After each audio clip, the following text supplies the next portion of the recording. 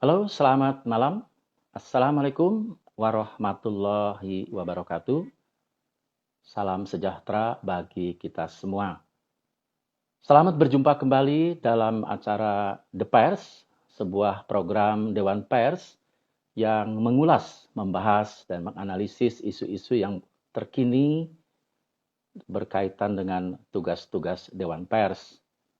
Tentu saja, acara mingguan ini menghadirkan narasumber pertama-tama dari anggota Dewan Pers yang diharapkan nantinya akan memperluas wawasan kita tentang pers di Indonesia.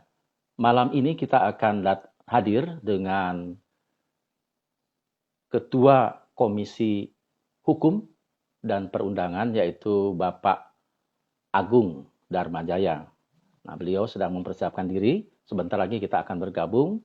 Perlu dijelaskan pada saat ini bahwa Dewan Pers tentu saja memperhatikan dan sangat concern dan memperhatikan isu-isu yang terkait dengan hukum.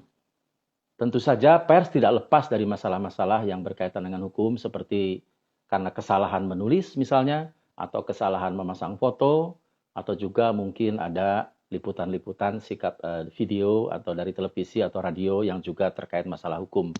Nah, kali ini kita akan mencoba menggali dengan Bapak Agung Darmajaya, ya. Beliau sebentar lagi akan hadir bersama kita, yaitu terkait dengan perlindungan pers, ya, melalui Undang-Undang Nomor 40 Tahun 1999. Tentu saja masalah-masalah hukum ini merupakan masalah yang sangat penting bagi pers karena baru belakangan ada jurnalis yang kemudian terkena masalah hukum. Nah, tentu saja kalau di dalam Undang-Undang Nomor 40 Tahun 1999 disebutkan apabila ada komplain, ya, ada keluhan, ada pengaduan terhadap konten produk jurnalistik, yaitu adalah media massa di Indonesia, maka tentu saja pengaduan itu diarahkan, ya, kemudian disampaikan kepada Dewan Pers. Dan tentu saja Dewan Pers akan menanganinya sesuai dengan peraturan-peraturan dan kaidah-kaidah yang sudah kita yang sudah kita rumuskan, ya. Nah, kita akan hadirkan Bapak Agung Darmajaya, ya, dalam kaitan seperti ini, ya. Nah, kemudian kita akan mencoba menggali, ya, apa yang disebut dengan perlindungan pers terhadap hukum, ya. Nah, inilah yang kemudian akan menjadi persoalan-persoalan yang kita bahas. Tentu saja audiens yang mungkin sedang beristirahat atau sedang di perjalanan bisa menyaksikan perbincangan ini, maka kemudian kita akan mencoba mengajak, ya, semuanya untuk hadir di dalam perbincangan ini dan silakan menanyakan kepada Pak Agung Darmajaya yang akan kemudian ikut serta di dalam perbincangan ini. Ya, kami akan undang Pak Agung Darmajaya di dalam perbincangan ini sehingga nanti pemirsa, pendengar akan mendapatkan, ya, wawasan, ya, yang cukup luas sehingga nanti kita bisa sama-sama, ya, menyaksikan bagaimana pentingnya perlindungan hukum, ya, dalam pers ini, ya. Nanti kita masih menantikan. Nah, kita akan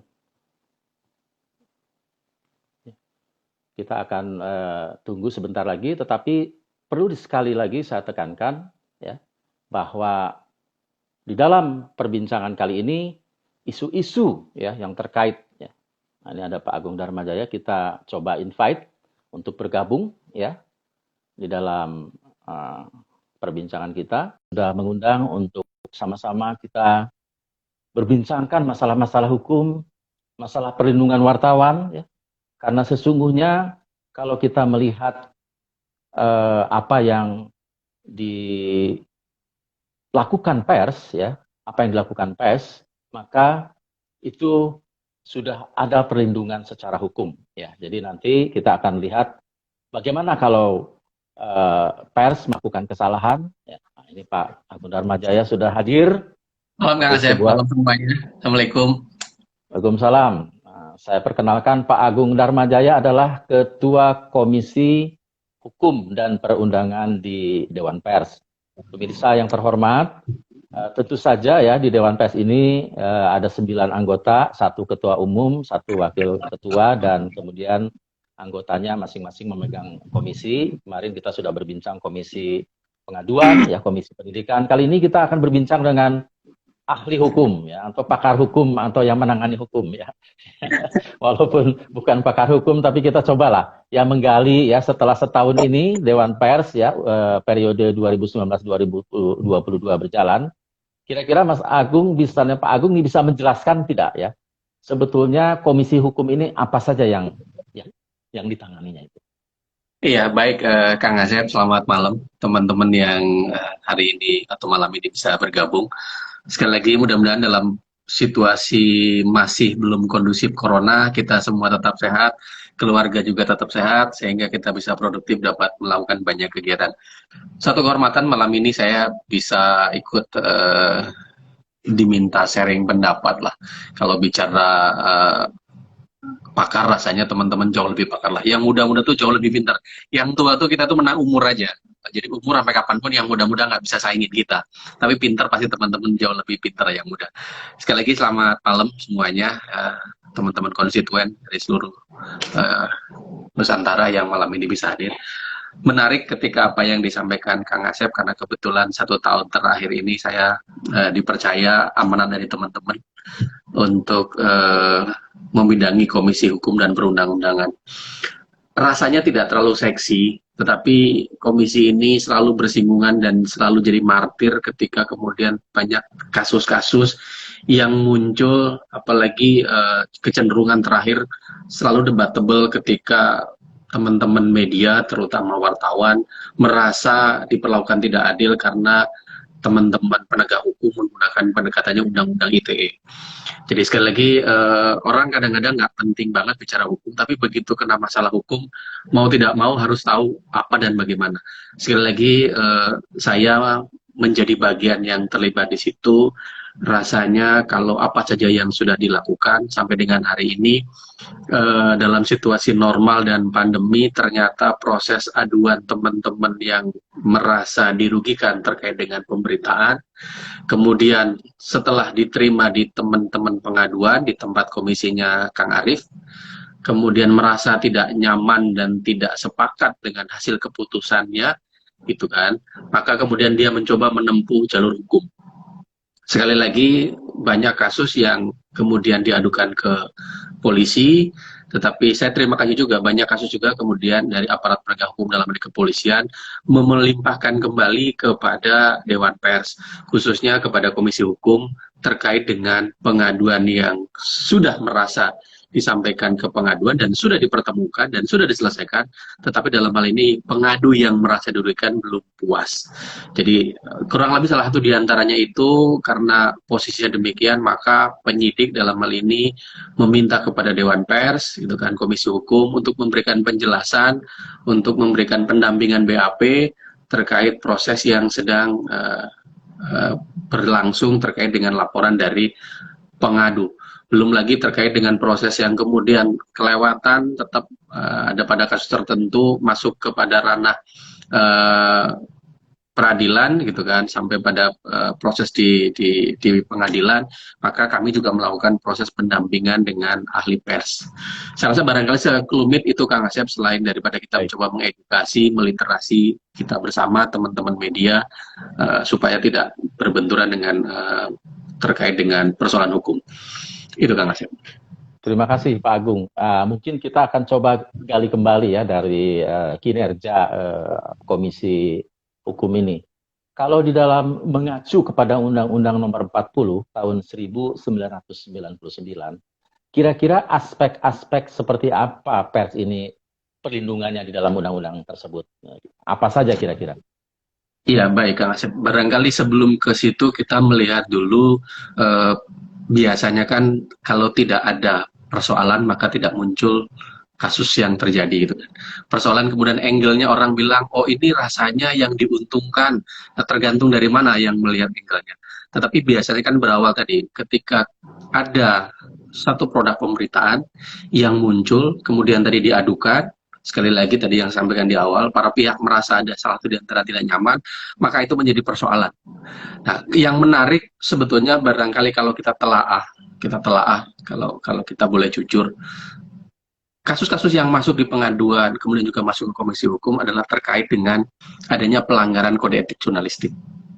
Jadi itu sudah pasti. Jadi begitu kemudian masuk ke pengaduan, kemudian teman-teman pengaduan menelaah dari sisi ahli bahasa dan segala macam, konten dan segala macam, maka muncul beberapa catatan yang menyangkut pelanggaran kode etik. Sekali lagi kayak saya garis bawahi, karena ini menyangkut urusannya etik, maka Undang-Undang Pers 4099 terkait juga dengan kode etik jurnalistik, maka memang larinya tidak masuk ke arah pidana. Dikuatkan juga memang adanya MOU antara Dewan Pers dengan Kapolri, ada juga MOU antara Kejaksaan dengan Dewan Pers. Persoalannya barangkali menarik, kemudian teman-teman rasanya kok kecenderungan hari ini pijakan tersebut kok agak-agak gamang ya. Mungkin melihat satu dua kasus yang sedang atau yang baru saja ramai gitu kan. Kok kenapa pendekatannya tidak melakukan pendekatan MOU-nya tidak bunyi? Mungkin saya nggak tahu apakah memungkinkan bisa dibahas juga, tetapi sekali lagi kita masih realistis, Kang Asep dan teman-teman. Kadang-kadang karena kita ini bagian dari keluarga, semangat jiwanya jiwa korsa, jadi pokoknya begitu Kang Asep dicolek orang gitu, mau bener mau enggak, saya belain Kang Asep dulu. Padahal kalau kita bicara jujur gitu ya, pada tatanan tertentu, apa yang dilakukan Kang Asep ada betulnya, tapi ada juga sisi yang memang itu menjadi pintu masuk untuk menjadi persoalan hukum. Jadi sekali lagi lebih secara makro sebetulnya bagaimana ketika persoalan hukum itu muncul, kita mencoba mendorong barangkali bagaimana responsibility media gitu kan, wartawannya gitu kan, terkait produk-produk jurnalistiknya. Karena kalau produk jurnalistiknya baik gitu ya, dari cara mendapatkan, mengolah, menyajikan. Kalau yang kode etiknya itu dipenuhi, kalau kita kan kode etiknya 11, kalau kita bercanda kadang-kadang tetangga sebelah, oh kita mah 12 Pak Agung, kita lebih dari 12, 13, sepanjang itu baik gitu kan, pakemnya adalah 11 tadi diadop, sebetulnya tidak ada masalah dalam artian, tetapi kita memahfumkan gitu bahwa kesepakatan kita bersama komunitas pers bahwa kita mengaminkan 11 kode etik jurnalistik. Jadi sebenarnya itu kan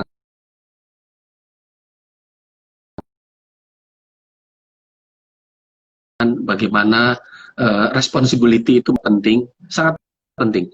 Ini bukan persoalan kejar tayang, bukan persoalan sudahlah yang penting jalan saja dulu. Kalau ada anekdot bercanda gitu kan, sudahlah disampaikan saja dulu. Urusan nanti salah diadu, ujung-ujungnya ke Dewan Pers kok. Kenapa? Paling ujung-ujungnya cuma kode etik jurnalistik, kemudian diberikan teguran, diberikan hak jawab dan koreksi. Nah kalau sudah pada pemahamannya begitu, rasanya memang ini memprihatinkan dan menjadi tanggung jawab kita bersama. Sekali lagi bagaimanapun juga ini menjadi persoalan sangat serius. Kondisinya seperti itu Kang Asep. Jadi kata kuncinya seperti Pak Agung tadi katakan, jurnalis ya, termasuk jajaran redaksi harus memiliki rasa tanggung jawab terhadap produk jurnalistik ya.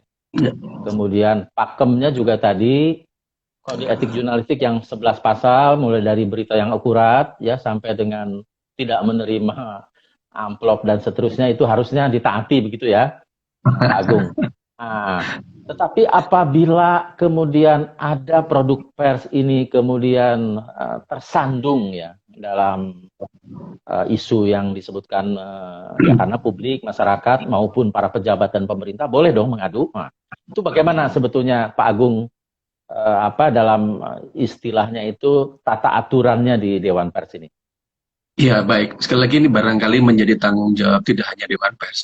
Bagaimana kita memberikan informasi dan mengedukasi. Artinya, mohon maaf, ketika persoalan tadi muncul, orang karena tidak tahu, entah pejabat, entah masyarakat, entah siapapun juga, kemudian menyampaikan hal itu kepada pihak kepolisian. Sekali lagi, saya sebutkan dari secara keseluruhan, ada MOU, tetapi barangkali tidak salah juga, manakala misalnya penyidiknya karena tidak tahu, Jangan dibalik nih, pura-pura tidak tahu mungkin Mas Agung. Rasanya kita fair-fairan aja lah. Kalau mereka tidak tahu kemudian melanjutkan proses itu, nah saya juga mengingatkan kepada media yang diadukan juga jangan kelewat PD. Kenapa saya bilang begitu? Banyak kasus yang terjadi, Kang Asep dan teman-teman, ketika medianya itu diadukan, gitu kan, oleh orang yang merasa dirugikan, datang kepada penyidik, mohon maaf misalnya, ada pada kasus tertentu, misalnya penyidiknya karena tidak tahu dan lain hal, maka diterima prosesnya. Kemudian pada waktu proses itu belum menjadi tersangka nih, tapi sudah diterima laporannya, gitu kan, diproses. Saya kemudian mendengar bahwa Pak, orang Bapak gitu ya, ke Komisi Hukum, dilaporkan kepada polisi. Kami mencoba proaktif, begitu kan, mencari tahu medianya apa. Kami cari medianya pun teleponnya susah, emailnya pun susah. Jadi pada posisi kami akhirnya bertanya kepada orang yang di lokal setempat. Sebutlah misalnya di kota Bandung, tolong dong Pak Asep yang kebetulan di Bandung gitu. Pak, ini ada media ini, saya kesulitan, alamatnya ini di sini, teleponnya ada, tapi saya hubungi nggak bisa ya, saya email juga tidak direspon ya. Tolong dong minta dibantu. Nah sekali lagi, kemudian kasusnya bergulir, tiba-tiba penyidik menetapkan berikutnya adalah kasusnya pemeriksaan jadi tersangka. Sekali lagi, saya juga kesulitan menghubungi media itu. Jadi kitanya yang malah kelewat anu. Kalau anak bilang sekarang, kalau teman-teman bilangnya baper kali ya. Waduh, ini ada yang melaporkan tapi kok medianya nggak ada. Nah begitu kasusnya sudah mulai proses naik lagi lebih lanjut dari penyelidikan ke penyidikan, medianya baru komentar, Pak ini bagaimana Pak urusan saya, tolong Pak diselesaikan ke Dewan Pers. Jadi ada pada kasus-kasus tersebut. Jadi saya berpikir tadi, mohon maaf gitu kan, sisi sebelah kirinya merasa karena tidak tahu proses penyidikannya jalan gitu kan, yang sebelah sininya merasa overconfident, sudahlah itu kan urusannya pers dan dengan Dewan Pers yang menyelesaikan. Jadi ada pada kasus tersebut yang kemudian bergulir, bolanya liar masuk ke proses pengadilan. Itu terjadi. Tetapi ada juga barangkali kasus yang fair juga ketika teman-teman kemudian penyidik misalnya memaksakan dari angle yang lain gitu kan, menggunakan undang-undang ITE, itu juga ada. Tapi sekali lagi ketika kemudian sudah menjadi keputusan, kita menghormati, tetapi mari sama-sama tadi kepedulian kita, ketika teman-teman punya masalah, mari tolong kami juga disampaikan, jangan overconfident. Kedua, saya juga mengingatkan kepada penyidik, karena sekali lagi tatanan pada dewa-dewa di atas, betul, antara Dewan Pers dengan Kapolri ada MOU. Tetapi sekali lagi pada tatanan di bawah, levelnya pimpinan, di Polda, gitu kan, di Polres, di Polsek, bahkan ke wilayah yang kecil ada pos-pol segala macam gitu kan, belum tentu pemahamannya sama. Jadi sekali lagi ini butuh effort besar untuk menyampaikan, jangan merasa punya masalah. Sudahlah, kan ada MOU antara Kapolri dengan Dewan Pers, sudah selesai. Nah, tapi ketika bolanya liar dan itu terjadi, ya sekali lagi tidak dalam posisi saling menyalahkan, tetapi ini belajar dari kasus yang terjadi. Dan barangkali yang tidak kalah penting dalam kesempatan yang baik ini, Kang Asep, saya mengingatkan bahwa bagaimanapun juga kalau kita bicaranya mendewakan kebebasan pers, kita bersyukurlah undang-undang itu lahir di tahun 99 di mana eranya masih belum era reformasi, gitu kan. Ya era awal-awal reformasi, tapi sekali lagi yang mengesahkan itu, yang membuat barangkali inisiatifnya DPR atau pemerintah atau siapapun juga, itu adalah bukan produk reformasi, kan masih produk orde lama, orde baru, mohon maaf. Jadi sebetulnya bersyukurlah di era awal-awal reformasi yang membuat, yang mendorong bahkan istilahnya yang mengesahkan itu adalah produknya orde baru. Ini kalau kita bicara sejarah. Harapan kita sebetulnya dengan lahirnya undang-undang pers itu kan, masyarakat tidak dalam posisi kemudian euforia sehingga merasa bahwa pers ini adalah segalanya, gitu kan. Kemudian apapun yang terjadi pers tidak pernah bersalah, karena dalam banyak hal ketika kita bersinggungan selalu menyampaikan, Pak, ini kan pers dilindungi oleh undang-undang. Ya, tapi ingat, ada juga batasan, mana yang boleh, mana yang tidak. Dan sekali lagi mungkin di awal-awal era itu merasa bahwa pers itu sesuatu yang seksi rasanya. Orang-orang berbondong-bondong dan tumbuh berkembangnya media sampai hari ini jauh lebih besar, gitu kan, dengan pertumbuhan industri atau pertumbuhan sektor yang lain. Saya nggak tahu kenapa jadi seksi, apakah karena tadi wartawan itu adalah profesi terbuka, semua orang bisa jadi wartawan, mohon maaf gitu kan, kalau kita bercanda, selama, mohon maaf nih, selama tidak dalam posisi keterbatasan, tidak tuli dan tidak buta, rasanya bisa jadi wartawan. Ini menjadi sesuatu yang menarik, tetapi bagaimanapun juga harus kita sadari bagaimana kemudian mendevelop SDM-nya, gitu kan. Karena sekali lagi ketika orang kemudian tertarik membuat media, saya berharap nawaitunya memang clear, karena bagaimanapun juga ketika perusahaan itu dibuat, ada badan hukumnya dulu yang jelas, ada pengesahan, ada penanggung jawabnya, ada karyawannya, yang tidak kalah penting barangkali juga memperoleh kehidupan yang layak. Karena sekali lagi ini adalah profesi yang terhormat, gitu kan. Hari ini barangkali yang hadir semua lebih banyak teman-teman media, rasanya kita sepakat lah bahwa ini adalah pekerjaan yang terhormat, gitu kan, profesi yang terhormat. Rasanya mudah-mudahan tidak tercederai oleh oknum di antara kita yang kemudian menggadaikan atau bahasa kasarnya mencederai yang tadi kemerdekaan pers, juga profesi terhormat kita, gitu kan. Hal-hal yang tadi karena tidak dalam posisi punya responsibility yang baik ketika membuat, mengolah, menyajikan berita, itu menjadi persoalan. Kecenderungannya apa? Ya bisa jadi gosip, bisa jadi gibah kalau kata Pak Ustadz gitu kan, bisa jadi provokatif gitu kan. Nah yang lebih konyolnya lagi partisipan. Jadi ini menjadi sangat penting. Akhirnya kalau itu terjadi, teman-teman sudah susah membedakan tuh rujukannya mana media sosial yang tidak jelas, gitu kan, dengan yang katanya media, gitu kan. Tapi polanya pola seperti itu. Mungkin itu Kang Asep. Baik, ini sudah panjang lebar. Kita sudah sekitar 20 menit bersama Pak Agung Darmajaya nih, Ketua Komisi Hukum ya, Dewan Pers, pemirsa dan teman-teman semua. Kita masih dalam acara Bincang The Pers ya, sebuah program Dewan Pers untuk menggali isu-isu terkait pers Indonesia, dan kali ini menghadirkan Pak Agung Darmajaya yang membahas masalah perlindungan pers melalui perundangan, yaitu Undang-Undang Nomor 40 tahun 1999. Bagi sahabat semua yang sudah hadir dan menonton, silakan mengajukan pertanyaan ya. Kita masih ada waktu sampai sekitar pukul 21.00 ya. Nanti ada pertanyaan-pertanyaan yang kita juga akan bahas bersama bagaimana perspektif dari perlindungan hukum menurut Undang-Undang Pers. Nah, Pak Agung, tadi menyangkut soal betapa banyaknya media massa sekarang, kemudian apalagi kejar-kejar waktu ya, karena persaingan, kadang-kadang suka slip begitu ya. Nah sekarang, tadi disebutkan ada beberapa hal yang bisa sebetulnya menjadi bekal perlindungan, seperti badan hukum, ya penanggung jawab harus disiarkan, kemudian dipublikasikan. Itu kenapa harus badan hukum, harus ada penanggung jawab dipublikasikan? Apa aspek perlindungannya di sana Pak Agung? Iya baik Kang Asep. Sekali lagi dua arah yang mesti kita juga pahami. Media punya kepentingan juga. Bagaimanapun juga tidak hanya idealisme tapi juga tanggung jawab profit juga. Itu di sini. Saya nggak tahu kalau nanti ke depan orang seperti di luar negeri di Inggris di mana bahwa orang cetak tuh orang tinggal ambil nggak usah bayar, jalan aja gitu kan.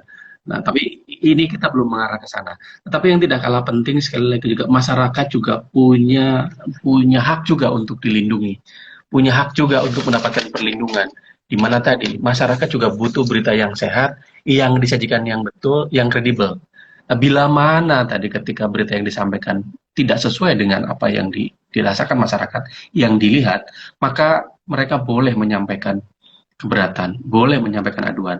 Persoalan berikutnya, kalau kemudian tidak jelas medianya, badan hukumnya tidak jelas, ini menjadi persoalan.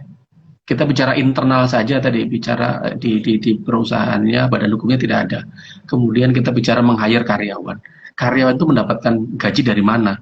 Nah kalau sudah orang bekerja tidak digaji, mohon maaf gitu kan. Yang digaji kadang-kadang masih liar gitu kan. Apalagi yang tidak digaji malah tambah liar gitu kan. Ini menjadi persoalan. Jadi ini jujur saya mengulang yang barangkali teman-teman sudah sangat paham dengan gayanya saya bahwa kita sudah separuh usia kita ini berprofesi sebagai wartawan gitu ya dengan jenjang karir yang beragam lah, sempat masuk ke dalam, sempat di luar dalam artian mana di back office, mana di lapangan gitu kan. Kita sempat merasakan pengalaman itu zaman masih muda. Saya masih mengalami gitu dalam kurun waktu ya nggak terlalu lama lah. Kita kumpul-kumpul dalam satu acara diundang gitu ya, entah resmi atau tidak resmi gitu. Rasanya sakit gitu, dengernya rasanya sakit, merasakan begitu dari ujung disebut, Pak Asep apa kabar? Pak Asep sudah beres, Pak Asep yang punya Pak Asep sudah saya siapkan Pak, nanti Pak, tinggal nanti diambil Pak gitu. mohon maaf dengan segala hormat, kita juga manusia butuh butuh imbalan, tapi bukan begitu caranya. Itu menjadi persoalan yang sangat serius karena kenapa? Ada yang mencederai profesi terhormat kita akan hal tersebut. Jadi sekali lagi kalau pertanyaan Kang Asep, kenapa harus berbadan hukum? Sekali lagi undang-undang menjamin itu kan bahwa perusahaan itu harus berbadan hukum. Di Indonesia ada 3 yang kita merefernya adalah bisa PT, bisa yayasan, bisa kemudian koperasi. Sekali lagi ketika masyarakat dirugikan, masyarakat tahu mesti ngadu kemana sih? Oh, badan hukumnya jelas, tempatnya jelas, itu kan penanggung jawabnya jelas, gitu kan medianya juga jelas. Ini kalau mau dibilang lebih lebih konkret lagi ketika dibilang saya wartawan loh Pak Asep, padahal Pak Asep itu sudah tidak menulis mungkin sudah tidak melakukan liputan sudah setahun. Rasanya boleh juga ditanggalkan wartawannya. Karena biar namanya wartawan itu kan ingat yang namanya wartawan melakukan kerja jurnalistik gitu kan. Minimal kontinuitasnya adalah 6 bulan berturut-turut. Jadi kalau sudah pasca dari situ, ya sudah bukan wartawan aktif gitu kan. Tetapi kadang-kadang kan melekat pada kita gitu. Seumur-umur mau Pak Asep wartawan ya. Padahal sekarang Pak Asep udah jadi pemret gitu kan. Sekarang udah jadi anggota Dewan Pers gitu kan. Ini mohon maaf. Jadi sekali lagi kenapa berbadan hukum? Sekali lagi karena bagaimanapun juga persoalan kelembagaan, persoalan integritas, persoalan kaitan dengan medianya sendiri itu menjadi hal yang menjadi sangat penting karena tadi ada tanggung jawab juga yang dipikul oleh media ketika masyarakat mendapatkan informasi, mendapatkan pemberitaan, manakala bermasalah itu bisa dipertanggungjawabkan. Baik, Pak Agung, sudah banyak pertanyaan nih, Pak Agung siap ya, nanti sampai jam 9 ini ya. Nah, pertanyaan pertama nih dari Rafiq Faisalander, ini ID Instagramnya ya. Perlindungan saksi dan korban, nah, kan sudah bertemu nih, bagaimana nih perkembangannya Pak Agung? Ya, yang LPSK ya? Ya. Iya, baik. Jadi kebetulan saya terima kasih Mas Rafi kalau tidak salah tadi namanya. Memang Dewan Pers juga ada kerjasama MOU dengan LPSK. Kemarin kebetulan dalam kurun waktu hampir 1 bulan ini kita mencoba membunyikan MOU tersebut lebih konkret. Artinya kalau MOU itu kan sudah baik, hanya tatarannya kan bentuknya goodwill lah. Kedua belah pihak gitu kan sepakat untuk melakukan upaya awal. Nah, kami sedang menggodok dengan LPSK itu adalah lebih konkret lagi bagaimana kemudian diterjemahkan dalam SOP yang detail. Nah, kalau kaitan dengan tadi apa sih yang dilakukan LPSK dengan Dewan Pers kemarin itu tadi kita melihat ada kasus-kasus yang terjadi pada kekerasan terhadap wartawan gitu kan, entah karena unjuk rasa meliput, entah karena bersinggungan dengan pemberitaan yang kemudian membuat orang tidak nyaman sehingga terjadi kontak fisik gitu kan. Tidak hanya itu, ada juga barangkali doxing, ada juga barangkali teror yang lain gitu kan.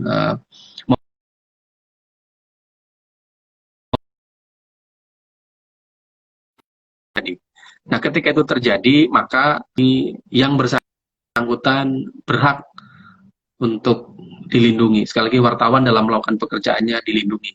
Tapi saya mengingatkan juga wartawan tetap manusia biasa, pastikan bahwa Anda juga memang merasa butuh perlindungan karena memang pure kaitan dengan pekerjaan.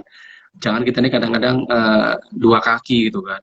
Karena sama-sama, karena memang wartawan gitu kan, tidak dalam posisi sedang bekerja meliput pekerjaan wartawan, keluar dari rumah naik motor nggak pakai helm. Begitu ditilang polisi, saya wartawan Pak, yang ada urusannya juga.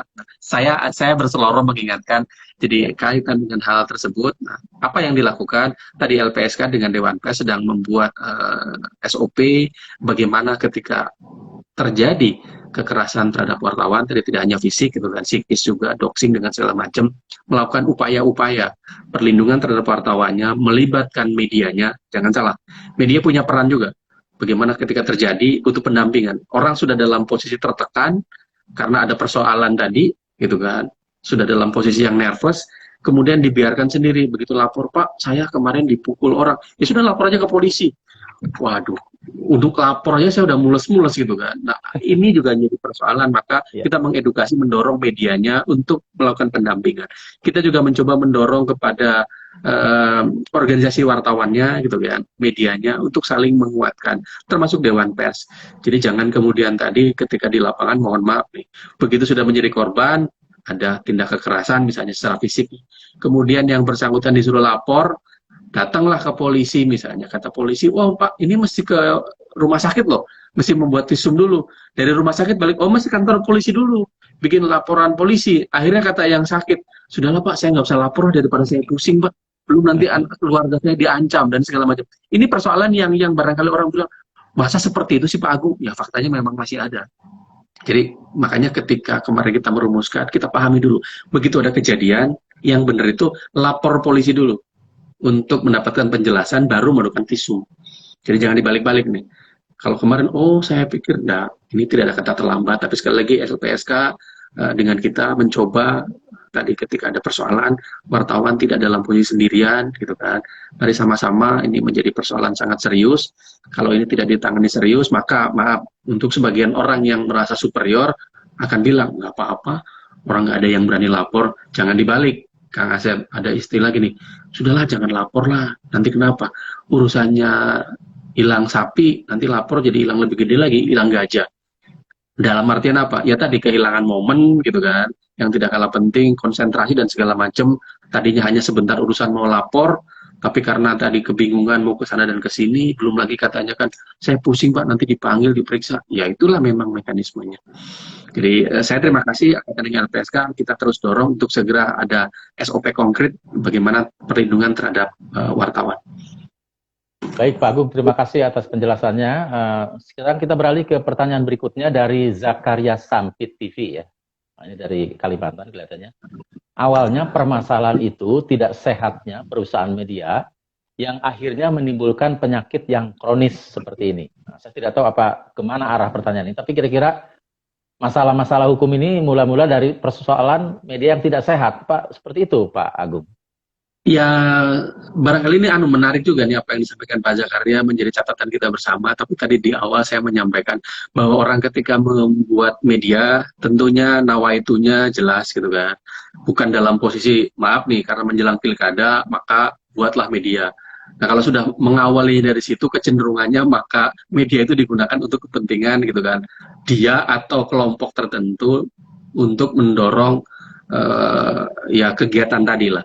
Nah, kembali ke tadi, ketika karena dari awal itu sudah posisi bermasalah, katanya Pak Zakaria kan begitu, maka imbasnya rasanya itu tidak sepenuhnya juga salah, karena tadi dari awal pun konsepnya nggak jelas juga mungkin gitu kan, karena tadi profesinya terbuka, semua orang bisa jadi wartawan gitu kan, mungkin kita punya ya tadi kalau bahasanya propagir jangan sampai gini, sudahlah mumpung belum ada pekerjaan jadi wartawan dulu saja lah. Nah kalau sudah mengawalnya dari begitu, kalau kemudian dari itu pijakannya orang mau belajar baik, tapi kemudian tadi kalau selamanya kemudian sudahlah yang penting gitu kan, ini kan mata pencaharian kita juga.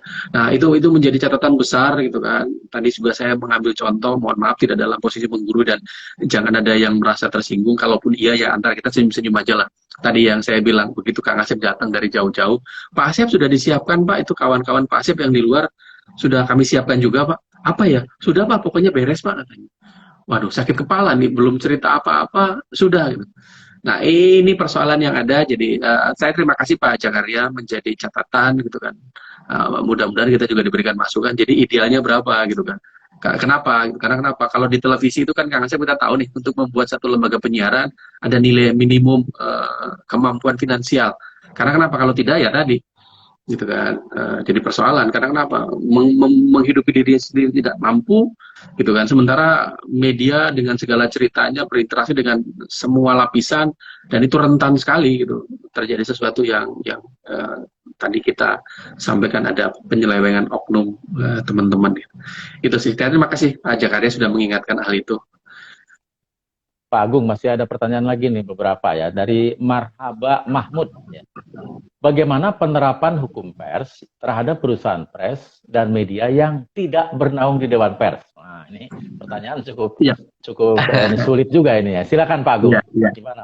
Ya baik, sekali lagi Pak Marhaba, sahabat saya, saudara saya, kembali lagi saya mengingatkan dalam undang-undang jelas bahwa perusahaan pers adalah perusahaan yang berbadan hukum. Itu dulu jangan ditawar-tawar. Persoalan muncul berikutnya kemudian kita bersama teman-teman konstituen Dewan Pers sepakat bahwa tadi balik lagi dengan cerita Kang Asep dan teman-teman, kenapa sih mesti harus berbadan hukum? Ya tadi diantaranya legalitasnya jelas, ada apa sih namanya legalitas operasionalnya itu ada penanggung jawabnya, ada kantornya di mana, siapa yang menggerakkan dan lain-lain.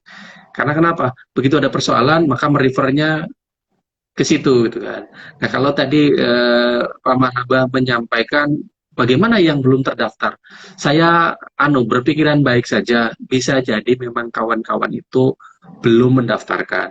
Ini memang menarik juga ketika, mohon maaf nih, kebetulan saja ada teman-teman yang kebetulan belum terdaftar atau belum mendaftarkan di Dewan Pers terkait verifikasi media, nggak bayar rasanya sih.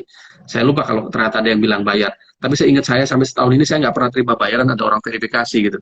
Malah di beberapa daerah, saya malam ini kebetulan ada di Lampung, saya ingat betul bahwa ketika teman-teman merasa kesulitan, saya susah Pak, nggak bayar, mendingan saya bayar aja deh Pak, kenapa? Tolong diverifikasi Pak, administratifnya mau berapa aja diatur aja lah Pak.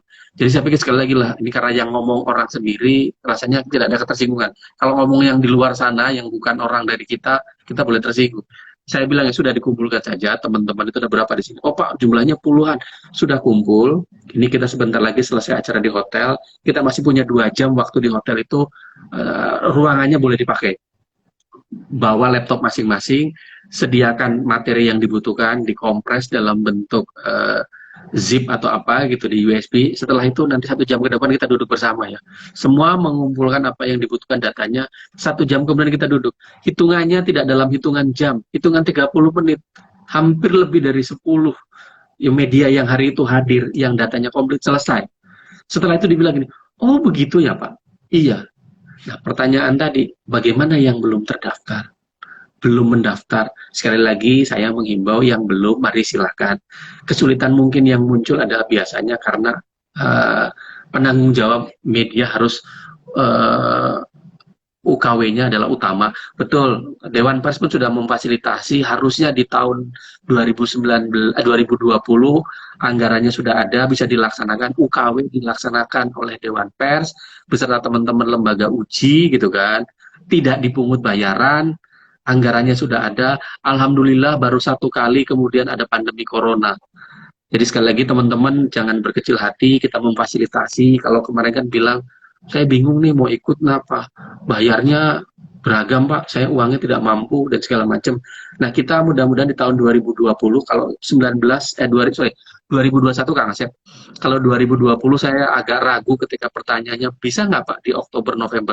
Mudah-mudahan coronanya bisa selesai minggu depan, gitu, vaksinnya sudah bisa muncul, kita bisa melakukan kegiatan itu. Tetapi saya berpikir aman, ya seperti juga sekarang sedang dilakukan uji coba. Harapan kita di tahun 2021 di awal-awal Maret atau Februari kita sudah bisa melakukan UKW di beberapa tempat, itu adalah free, tidak dikenakan biaya. Monggo dengan senang hati teman-teman supaya tidak dalam posisi Dewan Pers dengan teman-teman konstituen itu membuat susah, sementara solusinya tidak ada. Saya mengingatkan Dewan Pers tidak membuat aturan dengan teman-teman. Dewan Pers itu aturan yang dibuat adalah menjahit dari teman-teman konstituen gitu kan, yang punya konsep, kemudian dalam konsep itu dituangkan dan disepakati, itu menjadi produk yang dijahit oleh Dewan Pers dan hari ini berlaku. Jadi tidak dalam posisi, oh ini karena Pak Asep menjabat, aturannya jadi pusing. Enggak. Jadi yang belum terdaftar, sekali lagi saya tetap, sepanjang dia memang berbadan hukum, maka dia adalah perusahaan pers dengan implikasi yang lain dari Kang Asep. Pekerjaan medianya memang kontinu gitu kan, tidak dalam posisi hari ini terbit, seminggu lagi enggak, ya itu jadi persoalan juga. Itu Kang Asep, punten. Saya mungkin menambahkan sedikit ya soal bernaung di Dewan Pers ya. Kalau tidak salah Undang-Undang Nomor 40 menyebutkan bahwa Dewan Pers ini fungsinya kan pendataan ya. Ya. Kemudian juga memfasilitasi organisasi pers ya. Jadi artinya ada fungsi koordinasi lah kira-kira ya. Jadi kalau ada organisasi pers, baik itu asosiasi media maupun asosiasi wartawan, tidak ada koordinasi dengan Dewan Pers, maka sesungguhnya barangkali silahkan tafsirkan bagaimana, tetapi itu ada hal-hal yang memang di dalam undang-undang sudah diatur lah kira-kira ya. Kalau pendataan itu memang datanya, pendataan kemana? Ya, tentu Dewan Pers yang memfasilitasi atas persetujuan konstituen atau organisasi pers ya. Baik, kita lanjutkan Pak Agung. Ini ada dari ID Instagramnya itu IQ FKR ya. Jadi IQ FKR. Izin bertanya, saya Ikro. Oh, ini maksudnya Ikro mahasiswa Unsud. Wah, ini tetangga Pak Agung kelihatannya. Sudahkah perlindungan jurnalis dalam Undang-Undang Pers dirasa cukup melalui hak jawab, hak koreksi, dan mediasi melalui Dewan Pers dalam sengketa pers? Nah, ini pertanyaan akademis kelihatannya dari mahasiswa nih. Iya, baik. Memang kalau mahasiswa itu jujur Kang Asep ya, straight to the point gitu kan. Ya, saya terima kasih. Saya nggak tahu nih Mbak atau Mas ya, mahasiswa ya berarti bisa jadi Mas Mas, Ikro lah. Mas Ikra ya. Sekali lagi Mas, apapun yang terjadi, undang-undang yang hari ini masih berlaku menjadi buah kemerdekaan untuk kita semua, teman-teman pers itu kan, dengan segala ceritanya. Inilah yang memang kita rasakan kebebasan pasca yang sekian puluh tahun pers itu merasa dalam posisi sentralistik. Persoalannya tadi menarik, apakah sudah dianggap cukup hak jawab dan hak koreksi melalui media dalam sengketa tersebut? Sekali lagi, itulah bunyinya undang-undang.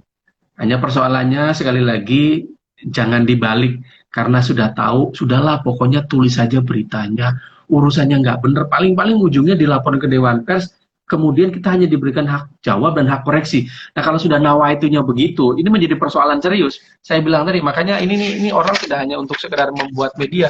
Saya mengingatkan, kita ini punya tanggung jawab loh, gitu kan? Ya medianya, ya wartawannya kita nih kepada masyarakat. Jadi masyarakat punya tanggung jawab dan hak juga untuk mengontrol bahwa ketika ada pemberitaan yang nggak benar, ketika ada hal-hal yang tidak benar media atau wartawannya, dia berhak untuk menyampaikan. Jadi sekali lagi ini mungkin bergandengan, kalau dibilang apakah itu sudah cukup, ya itulah yang terjadi. Dan sekali lagi saya berharap sebetulnya tidak banyak dalam 1 tahun itu misalnya ketika ada pengaduan terkait dengan persoalan-persoalan pemberitaan. Karena kenapa? Begitu banyak, rasanya bisa jadi ketika ada yang mencatat, Pak Agung kalau banyak yang mengadukan persoalan pers, apakah memang kualitas wartawannya bermasalah, Pak? Kenapa? Kok bisa-bisanya Pak? Gitu. Karena setiap kali muncul persoalan dan dikaji dimasuk ke Dewan Pers, kajiannya itu selalu ada saja pasal 1, 2, dan 3 atau 1 dan 2 dan berapa terkait dengan pelanggaran bersinggungan dengan kode etik jurnalistik. Jadi sekali lagi mungkin Kang Asep menyambung pembelajaran untuk kita bersama. Bagaimanapun juga profesi kita adalah profesi yang terhormat, yang merasa sebagai wartawan gitu kan dipayungi dengan kode etik jurnalistiknya gitu kan. Jadi makanya kalau ada bersinggungan dengan persoalan pers, bersyukurlah karena ini adalah urusannya etik, maka sanksinya hanya itu. Tetapi jangan kemudian menjadi pembenaran gitu kan. Ya sudahlah, ujung-ujungannya etik kok itu saja. Nah, itu menjadi catatan dan sedih. Karena apa? Buat sebagian orang itu menjadi persoalan sangat serius. Yang tentunya harus kita pahami juga bagaimana profesionalisme wartawan, medianya, karena bagaimanapun juga di sana ada integritas. Kalau kita meyakini itu adalah jalan hidup kita, maka pastikan kita menghormati etiknya, kita mesti profesional dan sekali lagi integritas. Saya agak lucu barangkali Mas Ikro kemudian ketika menyampaikan saya gini, soalnya Pak jadi wartawan tuh gajinya kecil Pak. Jangan jadi wartawan. Yang enak itu jadi pedagang. Kenapa? Pasti untung. Kalaupun rugi, ya sudah jangan dagang. Ini bercandanya begitu. Jadi sekali lagi ya memang itulah konsekuensinya. Tapi buktinya Pak Asep jadi wartawan, jadi dokter tuh. Saya lagi belajar dari Pak Asep nih. Jangan berkecil. Siap. Jadi memang tadi saya hanya menggarisbawahi ya Pak Agung ya soal profesi dan profesionalisme. Jadi artinya kalau media ini induknya dasarnya adalah trust and credibility. Kalau terlalu banyak membuat kesalahan, bagaimana orang membaca berita informasi dari media itu ya? Itu artinya kalau sering diadukan, mestinya publik sebagai konsumen media ya sudahlah tinggalkanlah media itu. Jadi memang sangat esensial bahwa kesalahan jurnalistik itu menjadi sesuatu yang sebetulnya fundamental ya, bukan hanya soal legal gitu ya. Jadi kalau sering salah ya orang ditinggalkan gitu kira-kira. Tapi menarik barangkali ya Pak Asep, mohon maaf ini enggak tahu benar apa enggak, mesti diuji. Tapi ada suka bilang begini, Pak, justru orang itu butuh sesuatu yang seksi. Apa itu? kalau medianya tidak pernah didengar oleh orang, rasanya ya komunitasnya hanya itu-itu saja. Kemudian mencoba membuat manajemen konflik gitu kan. Kenapa? Ada satu blunder, kesalahan, orang itu naik dipublish, semua orang tahu, yang tadinya orang nggak tahu siapa dia, karena ada sesuatu gitu kan, yang diciptakan manajemen konflik, muncul, orang jadi tahu. Nah kalau sampai pada betul konsepnya seperti itu, ada yang mendrive dari situ, wah ini sakit kepala. Ini jangan jadi pembenaran, karena bagaimanapun juga tadi masyarakat, betul Kang Asep, begitu medianya sering beritanya luar biasa, ya jangan salah juga gitu kalau kemudian ditinggalin. Habis itu jadi persoalan. Itu Kang Asep. Jadi kalau istilahnya jangan terkenal karena kesalahan lah kira ya. Ya, janganlah terkenal karena kebenaran aja begitu ya. Nah, ada selanjutnya dari Bang Irawan Syahputra nih, Pak Agung. Bagaimana sikap Dewan Pers ya menyikapi wartawan berprofesi juga sebagai aktivis LSM dan advokat? Nah, ini makin rumit juga nih pertanyaannya nih. Silakan Pak Agung, bagaimana nih? Kita sudah 45 menit nih, kita langsung. Baik, makasih Mas Bambang. Itu fakta yang ada di lapangan, Mas Bambang. Sekali lagi, karena kita bicaranya etik, di undang-undang tidak menyebutkan ketika ada orang berprofesi lebih dari satu, khususnya wartawan, itu tidak ada konsekuensi hukumnya. Tetapi saya mengingatkan, kita bisa jadi satu pekerjaan itu adalah rangkap kegiatan. Ya jadi wartawan, ya ikut demo juga.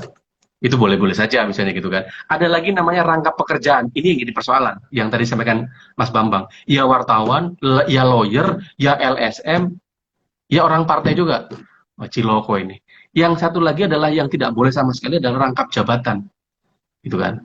Pada institusi tertentu itu sangat jelas. Nah, saya tertarik dengan yang kedua, rangkap pekerjaan.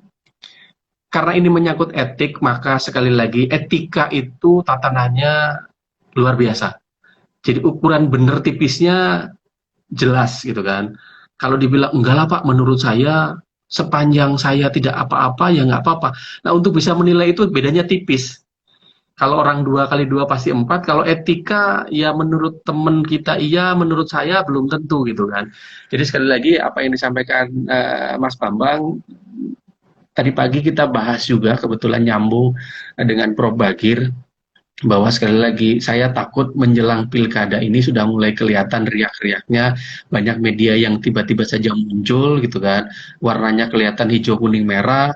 Yang tidak kalah seru lagi adalah tadi, ya saya lihat dalam kurun waktu yang bersamaan, pagi itu dia jadi lawyer, setelah selesai sidang dia buka jubahnya, kemudian dia mewawancarai yang ada dalam ruang persidangan, detik hitungan berapa lama muncullah beritanya yang menulis juga dia. Nah, yang lebih konyol lagi, selang 1 hari kemudian dia juga aktivis suatu LSM, dan yang lebih luar biasa dia lagi pengurus partai. Jadi kembali lagi Mas Bambang, kita bicaranya etik, memang sekali lagi mengingatkan kepada teman-teman wartawan bahwa sekali lagi ini profesi yang terhormat, mohon kiranya etikanya sama-sama dijaga. Gitu kan. Walaupun ada teman-teman yang merefer debatable Kang Asep bahwa dalam pasal 3 dan pasal 6 Undang-Undang Pers menyatakan pelanggaran profesi ganda dan wartawan tersebut. Kenapa? Bagaimanapun juga tadi kan, kalau kita sudah keberpihakan pada sesuatu, tentunya pasti tidak dalam posisi yang fair. Jadi saya mengingatkan tadi Mas, apa yang disampaikan Mas Bambang, mohon Mas, kalau memang ada keberatan terkait dengan profesi wartawan ganda dan memang bersinggungan dengan masalah hukum, ya sebaiknya disampaikan, gitu kan. Tidak bisa juga, wartawan juga manusia lah. Kalau semuanya cenderung absolut, kalau kata emak saya di kampung, kalau sudah absolut kekuasaan itu pasti cenderung korup. Pasti melakukan hal-hal yang di luar batas, karena tadi tidak dalam posisi dibatasi, gitu kan. Saya terima kasih Mas Bambang, tadi pagi sudah kita bahas, tapi sekali lagi tadi bahwa rangkap kegiatan itu memungkinkan orang melakukan. Tapi kalau sudah rangkap pekerjaan, kita bingung mau seperti apa gitu. Nah, ini etik, jadi kita memang masih membahas hal itu lebih detail, mengingatkan kepada teman-teman wartawan, apalagi ini menjelang pilkada, supaya tidak dalam posisi terseret. Tentukan kalau Anda mau jadi wartawan, jadilah wartawan. Tapi kalau Anda mau juga menggunakan profesi yang lain, sepanjang itu tidak bersinggungan, silakan. Tapi ketika bersinggungan, marilah kita berkaca pada diri sendiri, apakah kita akan fair ketika yang ditangani saudara kita, kerabat kita, teman kita.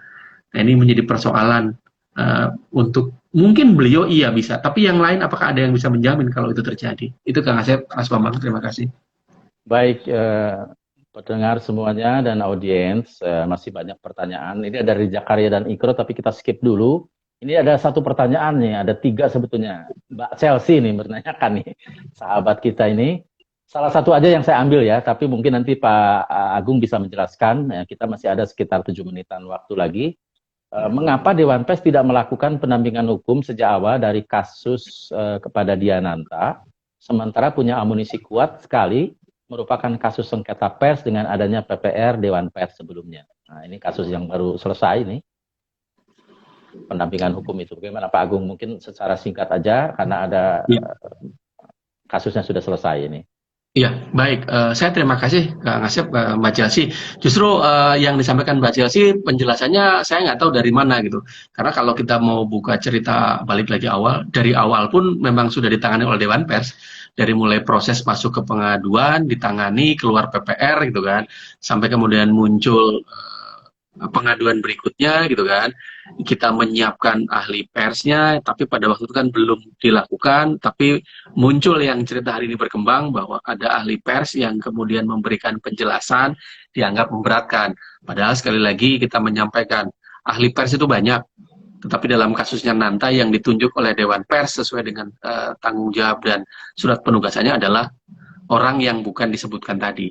Jadi barangkali saya dengan tidak mengurangi rasa hormat dan empati kejadian yang kemarin ikut prihatin, tapi sekali lagi saya menjelaskan dari awal Dewan Pers sudah mengambil peran di situ, gitu kan. Justru makanya ini kita lagi coba mengkaji setelah ini sudah selesai, kita akan coba apa sih sebetulnya yang terjadi gitu. Bahkan dalam minggu-minggu depan di September kalau tidak salah kita ada pertemuan antara Dewan Pers dengan Polri dan pihak kejaksaan. Artinya ini banyak sekali terjadi kasus atau ada kasus yang muncul kecenderungan terakhir ini kok pendekatannya undang-undang ITE. Apakah kemudian misalnya yang salah di mananya gitu kan. Nah ini menjadi tanggung jawab kita bersama sebelum lebih konkret untuk diturunkan menjadi PKS. Atau setidak-tidaknya perkap lah, peraturan Kapolri. Jadi kalau Kapolri yang ngomong tertulis diturunkan kepada semua jajarannya, mungkin misalnya lebih didengar gitu kan dibandingkan MOU gitu atau lain-lain lah. Sama dengan kejaksaan juga. Jadi sekali lagi Mbak Chelsea saya terima kasih, tapi kalau boleh saya sampaikan dan dokumennya clear ada, dari awal teman-teman Dewan Pers sudah mengambil peran di situ. Hanya saja tadi ada lompatan ketika kemudian diminta untuk memberikan keterangan saksi, Dewan Pers belum pernah diminta memberikan penjelasan oleh ahli pers ketika proses di awal. Dewan Pers itu baru diminta sebagai ahlinya hadir pada waktu di persidangan. Dan itu memang kita yang meminta untuk kepada lawyernya Nanta untuk minta Dewan Pers dihadirkan ahli persnya untuk memberikan penjelasan. Sekali lagi boleh dibilang apakah itu terlambat, tapi itu yang dilakukan. Tetapi ketika muncul tadi, kok ada orang lain yang hadir di sana? Sekali lagi lawyer banyak, tapi lawyer yang menangani kasusnya Kang Asep misalnya saya. Jadi ketika ada orang bertanya tentang kasusnya Kang Asep ke lawyer yang lain, ya sama-sama lawyer juga, tetapi bukan orang yang diberikan kuasa oleh Kang Asep gitu kan. Jadi kalau dibilang, Pak, itu kan saya udah tanya Pak, itu kan sama-sama lawyer dengan Bapak. Oh betul Pak. Loh kok jawabannya beda dengan Pak Agung? Ya kan perspektifnya lawyer beda-beda terhadap satu kasus. Jadi sekali lagi ada pertanyaan yang menarik sedikit dari Kang Asep. Pak, apakah ada sanksi Pak terhadap lawyer tadi, terhadap ahli pers yang memberikan pandangan berbeda? Sekali lagi sepanjang itu pandangannya pribadi, saya tidak bisa menghakimi gitu kan. Kalau dia kemudian sudah diberikan mandat dan kemudian memberikan penjelasan yang berbeda, itu lain cerita. Kalau ini kan orang diminta memberikan pandangan, belum tentu sama pandangannya gitu kan. Nah kebetulan saja memang pandangannya berbeda dan dirasa merugikan apa yang tadi disampaikan. Barangkali itu Kang Asep, Bu Chelsea, saya terima kasih. Baik. Waktu kita sudah semakin dekat menjelang pukul 21.00 ya. Jadi saya akan skip dulu Pak Agung ya. Ada satu pertanyaan yang dari pemimpin redaksi Chris Parera dari Media Sergap ID di NTT titip bertanya. Surat mereka kepada Ketua Dewan Pers permohonan bantuan masalah hukum yang dihadapi oleh wartawan mereka, Saudara Octavianus Seldi yang diperiksa oleh Polres Malaka. Nah, ini bagaimana perhatian Dewan Pers ini Pak Agung? Apa sudah diterima? Ya, saya terima kasih. Coba nanti saya cek kalau memang suratnya sudah masuk. Tentunya sekali lagi saya di awal cerita menyampaikan keprihatinan. segera kalau memang itu sudah masuk, tentunya pasti akan didisposisi kepada kami gitu kan. Dan sekali lagi biasanya kami akan coba memulai untuk komunikasi dengan penyidik. Nah mudah-mudahan beliau dalam hal ini tadi yang menyampaikan sudah menyampaikan juga dokumen lengkap terkait apa namanya bukti pendukung terkait persoalan yang ada. Saya rasa itu menjadi catatan. Segera nanti mungkin bisa kontak saya, bisa by WA untuk lebih intens. Saya lihat materinya apakah sudah masuk di tempat saya. Sampai dengan tadi sore saya ada tanda tangan dokumen itu, kasusnya masih Ruslan Buton karena kemarin ada pra peradilan. Kemudian ada 2 lagi dari Sumatera, dan saya lupa satu lagi itu Sulawesi atau Ambon gitu. Yang dari NTT saya belum lihat, takutnya saya skip, nanti coba saya lihat. Kalau memang sudah ada, segera kita lanjutkan. Baik pendengar dan pemirsa semua, tentu saja Pak Agung ini paling sibuk urusan-urusan hukum ya, karena Indonesia ini luas ya, dari Sabang sampai Merauke, 34 provinsi, penduduknya ada 260 juta, media massanya Masya Allah, sekarang itu katanya lebih dari 30.000 ya online-nya ya, nah ini juga belum terdaftar, oleh karena itu barangkali catatan kita bersama, pendaftaran itu tidak sulit ya, asal ada kemauan ya, tidak mungkin mengambil bertahun-tahun lah ya, Pak Agung tadi aja 10 menit selesai, 1 jam selesai begitu ya. Kalau orang serius memang berkaitan dengan pembangunan pers di Indonesia. Saya kira Pak Agung ini waktunya sudah semakin mendekati akhir. Barangkali mohon maaf kepada teman-teman lain yang belum dibaca ya. Ada Bagus Mas, ada Zakaria, ada Ibu Hartini yang belum bisa, tetapi kami coba akan sampaikan kepada Pak Agung. Pertanyaannya ada di database kami. Nanti kita akan lihat apakah bisa disampaikan secara tertulis ya.